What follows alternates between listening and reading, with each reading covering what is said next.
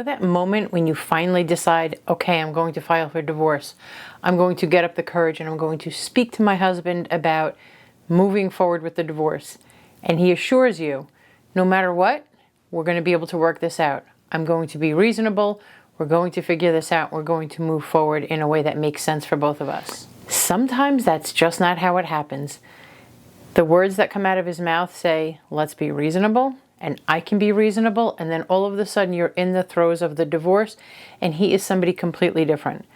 Trust me, I have seen it far too many times where the promise is, I'm going to be reasonable, I'm going to work this out, I'm going to make sure that you're taken care of, and then when the divorce starts, everything is out the window. Suddenly, he's hiding money, he's stalling, maybe he's manipulating your kids, he's refusing to abide by certain agreements that you have. I have seen this far too often. So today, let's walk through why this happens, how to spot it early on, and what we can do to prevent it, or at least to set you up for success when it does happen. And the bonus, you can do this without stepping foot inside of a courtroom.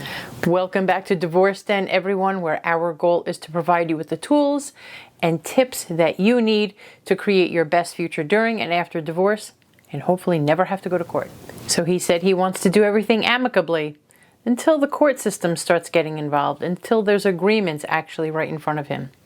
He says he's going to pay spousal support until the time comes for him to actually write the check and transfer the money.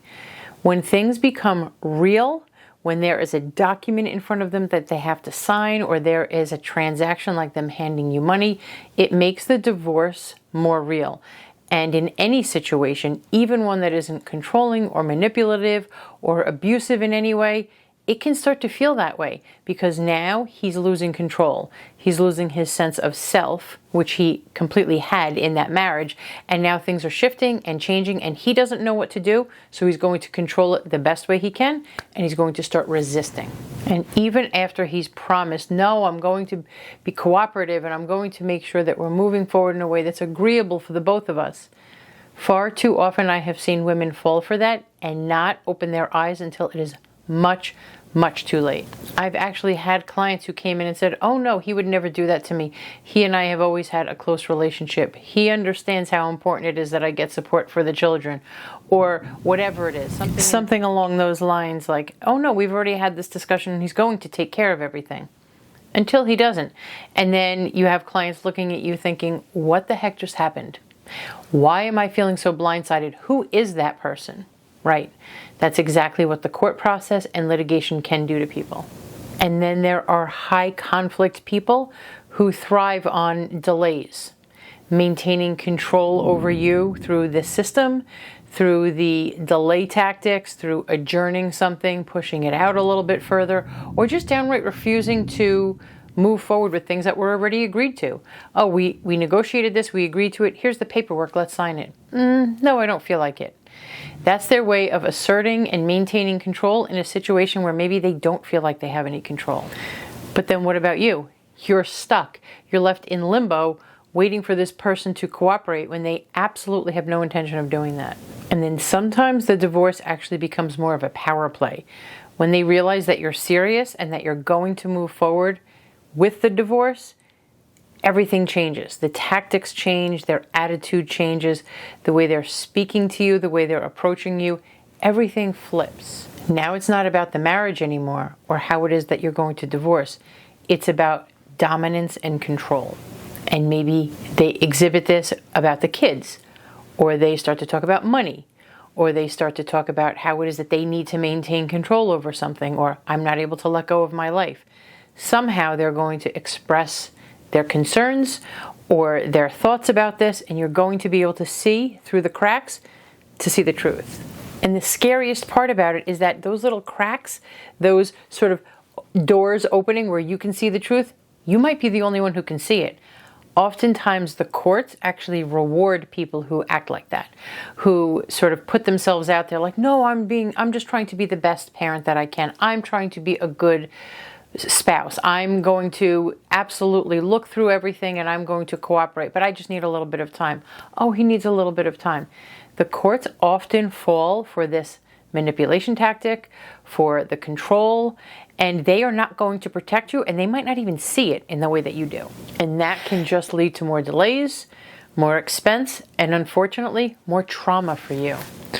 But now let's talk about 3 solutions. You need to take these in small pieces, and you need to try as much as you can to recognize them as soon as they happen, these 3 issues, so that these 3 solutions, you can start implementing them right away.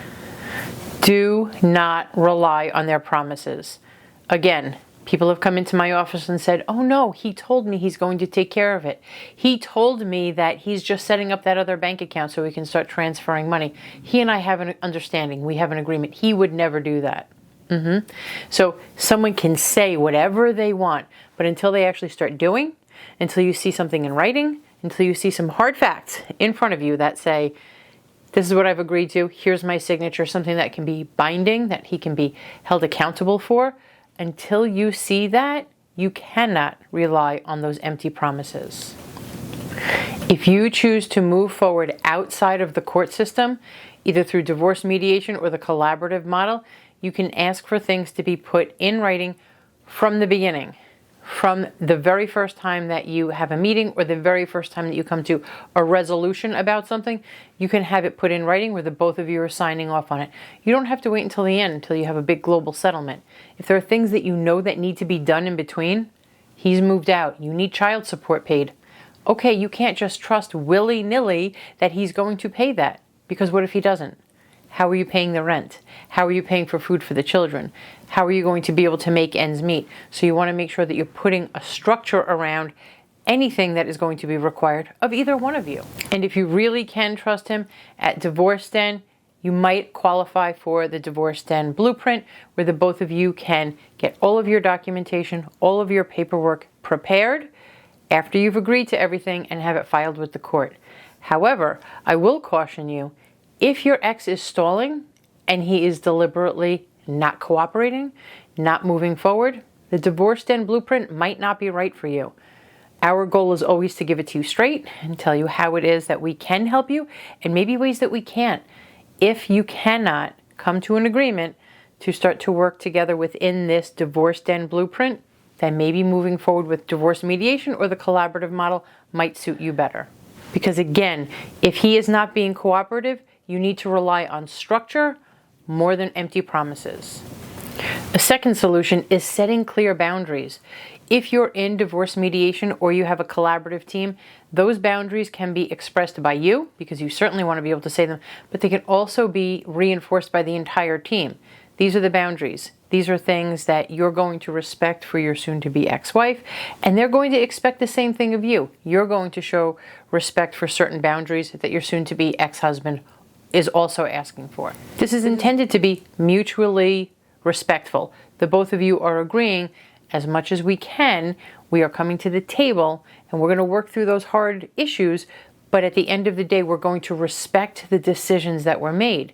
Because if you're not respecting them in this process, then it's not right for you. There's no reason for you to be in divorce mediation or in the collaborative model if you have no intention of actually moving forward, listening to, agreeing to, and following the directions, the directives, and the agreements that have been made. If you're not going to do that, or you know that your soon-to-be ex is not going to do that, I will tell you, it might not be worth it for you to even start in that process, because it's going to take a lot of time, a lot of money, and a lot of energy. Why waste all of that? But if you want to see progress in a safe and calm environment, and you think that your soon-to-be ex will at least come to the table for that, I do highly, highly encourage you to look into divorce mediation or the collaborative model. If the both of you can agree, like I said, even with the boundaries that you're setting, even with the parameters that you're laying out, Divorce Den Blueprint might still work for you. You can take the free assessment online and see if it might be the right program for you. And please, please remember this. The courts will not save you from a manipulative ex. They just will not do it. They're not equipped to do it. They do not have the bandwidth to do it. And I'm going to be honest, from my experience, they don't actually have the inclinations or the desire to do it. However, coming up with a solid plan, that can do it. Protect your peace, protect the progress that you've made, protect your financial future, protect your children. Choose an out-of-court option. whether it's mediation or the collaborative divorce model, or if it's the divorce den blueprint, know that you can structure anything outside of court to meet your needs, your soon-to-be ex's needs, and your children's needs. You do not have to run to the court for a judge who does not know you to make a decision about your family. So if you're watching this video and you're thinking, oh my goodness, that's exactly what's happening to me, know that you are not crazy. You are not alone. This is real. Your experience is real, your feelings are real, and you are not alone. So many women are promised peace when it comes to getting divorced or separated, and they're only met with chaos. But you do not have to do this alone. You can build a supportive team and environment around you, whether it is your collaborative team, whether it is your own team of friends and colleagues and support systems. But make sure that you are not navigating this alone, because you will feel like your reality is completely shaken. There will be times when you feel like, oh my goodness, am I being gaslighted? Did that really just happen? Or am I overreacting? You're going to be in such a heightened emotional state anyway that you're going to start questioning your reality.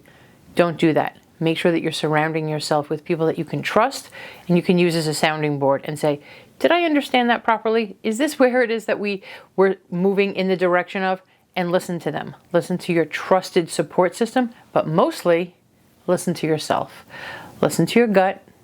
Listen to yourself. You know the truth. If you found any of the information in this video helpful, please like and subscribe and share with any other woman who is getting divorced or separated. Encourage them to take the Divorce Den Blueprint assessment and see if maybe they qualify, maybe you'll qualify in order to move forward with divorce in New York without wasting time, money, or energy. And if not, please reach out to a divorce mediator or a collaborative divorce professional in your area, because you do not have to go to court to get divorced, ever.